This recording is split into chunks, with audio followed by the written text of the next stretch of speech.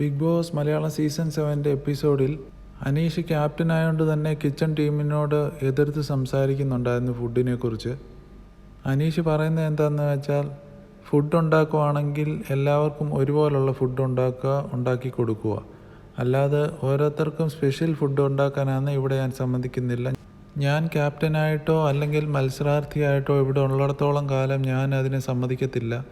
ഇവിടെ എന്താണോ ഉണ്ടാക്കുന്നത് അത് മാത്രം എല്ലാവരും കഴിച്ചാൽ മതി, അത് വേണ്ടാത്തവർ വായു മാത്രം ഭക്ഷിച്ചവിടെ ഇരിക്കട്ടെ എന്നുള്ള രീതിയിലായിരുന്നു അനീഷ് പറഞ്ഞത്. അപ്പോഴത്തേന് കിച്ചൺ ടീമായ രഞ്ജിത്ത്, ബിന്നി, ആ ഒരു ടീം എതിർത്ത് സംസാരിക്കാൻ തുടങ്ങിയപ്പോൾ അതൊന്നും കേൾക്കാതെ അനീഷ് പെട്ടെന്ന് അവിടുന്ന് പോവുകയായിരുന്നു ചെയ്തത്. ക്യാപ്റ്റൻ ആയതുകൊണ്ട് തന്നെ അനീഷ് ആ ഒരു പവറിൻ്റെ ബലത്തിലാണ് സംസാരിച്ചുകൊണ്ടിരിക്കുന്നത്. ആരെന്ത് പറഞ്ഞാലും അതിനെ വക വയ്ക്കാതെ അനീഷിൻ്റെ സൈഡ് മാത്രം ജയിക്കണമെന്നുള്ള രീതിയിലാണ് അനീഷിൻ്റെ സംസാരം. എന്തായാലും എല്ലാവരുടെയും നോമിനേഷൻ ലിസ്റ്റിൽ നോമിനേറ്റ് ചെയ്യുമ്പം അനീഷിൻ്റെ പേര് ഉണ്ടാവുമെന്നുള്ളത് ഉറപ്പാണ്.